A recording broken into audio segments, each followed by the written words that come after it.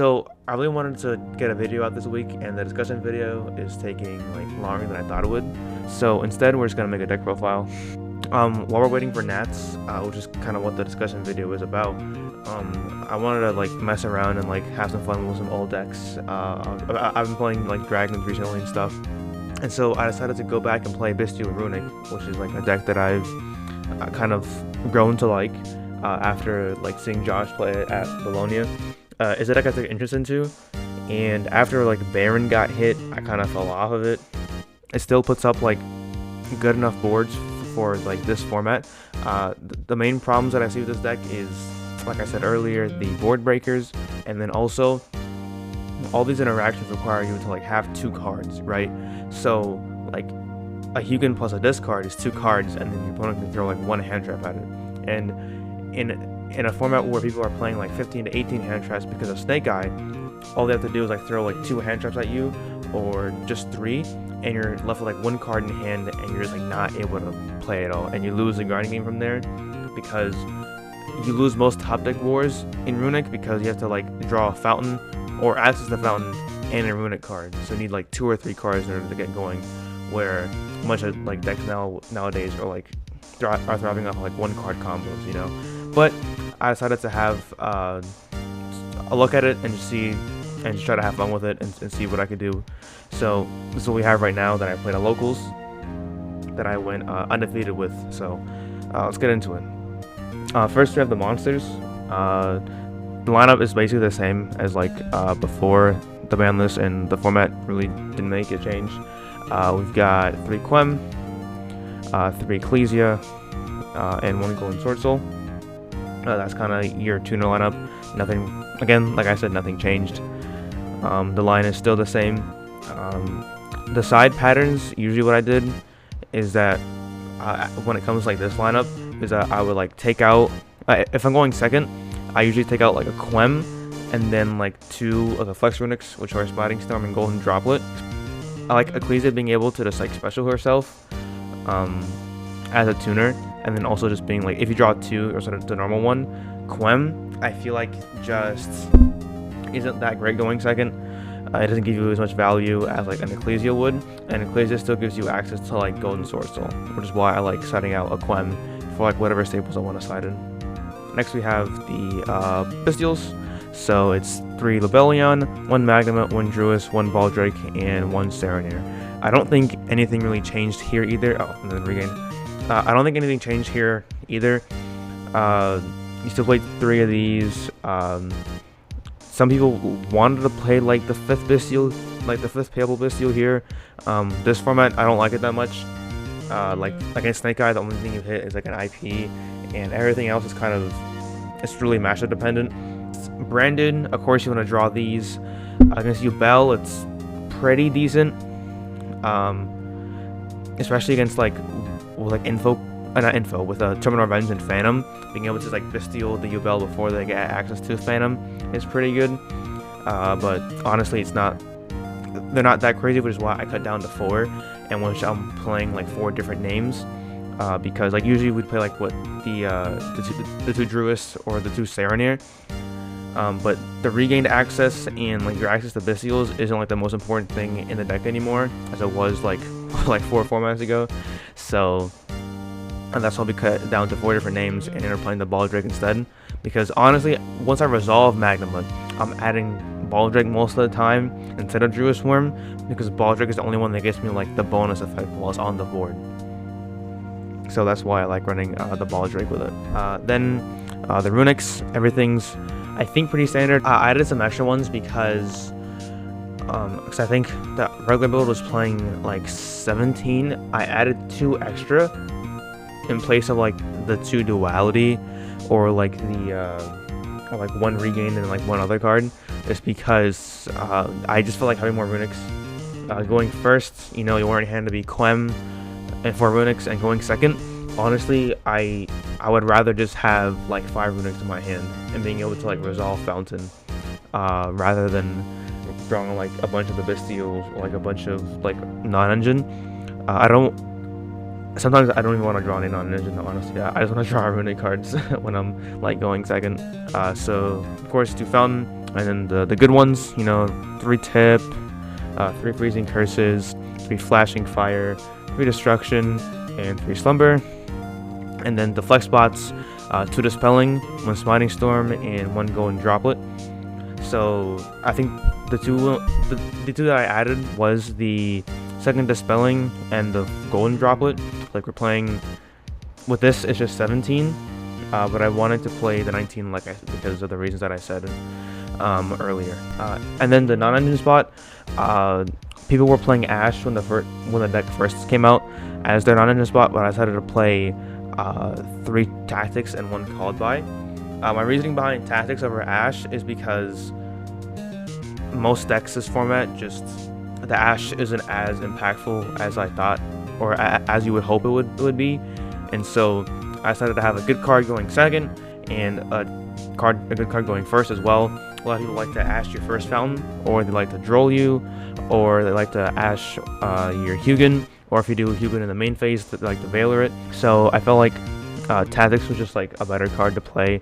I think, honestly, there are times where I just didn't like it. I kind of want to just cut it to 2, and instead just like play another Runick card. I feel like 2 talents, 1 called by is better, honestly. And the called by, it was decent. I want to find a better alternative, but I just haven't thought of one. Instead of like 2 talents, 1 called by, you could also play droplets, which I have on the side. But I feel like either tactics or droplets are like the 2 non-engine slots that you can play, or the best ones to play for this format in this deck. Now for the extra, I guess this is like the section that has changed the most when it comes to what we're playing, only because of like the Baron hits or whatever. But for the Runick cards, we got 2 Hugin, 1 Gary, 1 Sleipnir. This is standard. There's a flex spot that I have in here that would, if you want to take it out, which I understand why you would, you could just play like the second Gary, because there were times where I would rather just have like a Gary there, like the second Gary, because there are situations where you want to go, like going second, you go straight to battle phase, summon a Gary, swing to something, force a disruption, like pop a card or whatever, because it's in damage step, so not many things can stop it unless it negates activations. So if you want to use the second Gary to add back a fountain, if you're able to combo from there, I understand why you would want that over like the flex spot that I have, but we'll get to that later. Next we have the Tries Master and Coral Dragon as our 6s, self-explanatory, standard cards that we're playing. Then Chenging, Dispatter, Chaos Angel, and Ruddy Rose for 6s. Again, pretty standard. Besides Ruddy Rose, the Ruddy Rose is an addition. It's not a replacement, but it's a subsidiary for Baron, because a lot of times our end boards end on like SP and like Chaos Angel, or SP and a Chenging, or SP and a Legacia, and the Ruddy Rose as a 10 lets us stop from like Lightning Storm, because usually we have Baron out, which will stop from board breakers like Lightning Storm or Duster, and we can't use a Runick spell to like summon a Hugin, because our SP is clogging our zone.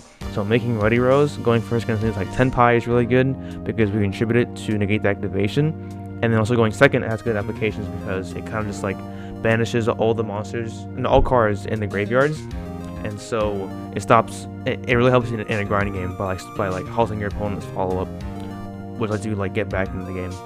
And then these 3 are standard: Chaos Angel, Dispatter, and Chenging. We played those before Baron got banned in the first place, so yeah. And then the flex spots, the 1/8 we play is Archfiend for burn damage. Legacia is really good because you draw a card, it's removal, it's SP protection as well, so overall it's a good card. You can usually make it with Quem or Ecclesia with a Lebellion, or if you make like any of the 6s, like you make Coral Dragon, that plus any Bystial is also Legacia. And then SP, Dark, and Typhon. Dark is the one flex spot that I think you can reasonably take out. The reason I played Dark is because I had like bad zone management, and so oftentimes I'd have to like link off a Runick and a monster to like make dark to free space up. It's nice being able to summon your opponent's monsters from the graveyard, but it isn't that important because with the Runick cards you should have like quote unquote infinite bodies in the first place. So I understand why you want to cut it, and then you just turn this into Gary instead. And then SP and Typhoon I think are self-explanatory, like two of the best utility extra deck monsters in the game.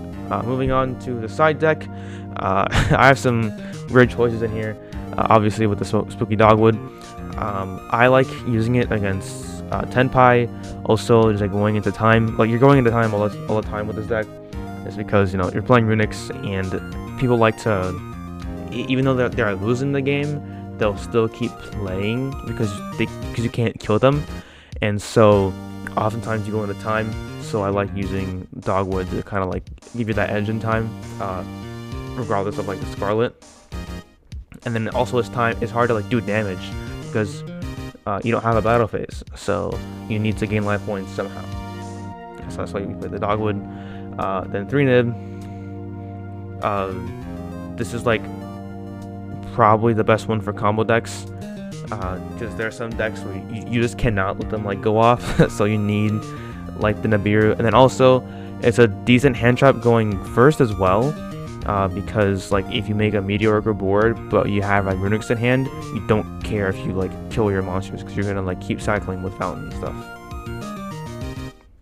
Then 3 Droplet, 3 Skill Drain, and 3 D-Barrier. Like I said, the Droplet before, I think is just good non-engine to have. It's a good board breaker.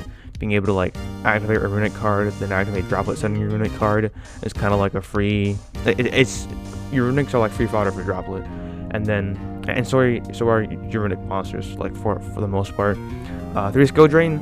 I rarely sided this card in.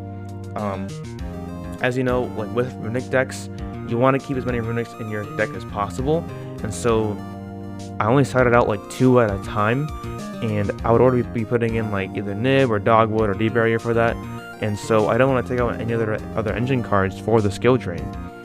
Besides like maybe Bystials if they weren't good in the matchup, and so going first, I just kind of prioritize D-Barrier over Skill Drain against things like Tenpai or like Brandon, because like this can be outed with like Cosmic Cyclone or Lightning Storm or anything, but this will resolve regardless, right? So that's why I'm not sure about this.